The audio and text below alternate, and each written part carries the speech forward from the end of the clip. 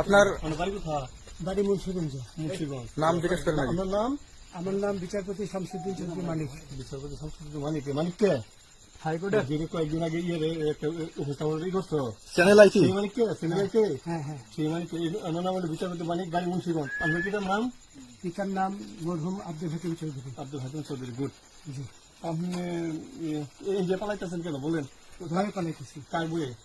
আর প্রশাসনের ভয়ে। অসুবিধা বইয়ে ওই একটা মেয়ে যে বলছিলেন যে ইয়ের বাচ্চা দীপ্তি চৌধুরী। এটা আমি ক্ষমাও চাইছি। নামটা আমি বলি আপনাকে, হ্যাঁ আমি এই যে দেখাচ্ছি, আমি হ্যাঁ ইয়ে রোগী।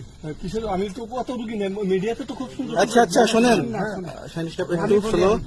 আপনার কাছে এই মুহূর্তে এরা যখন ধরছে আমাদের প্রতিনিধি কি কি ছিল সাথে?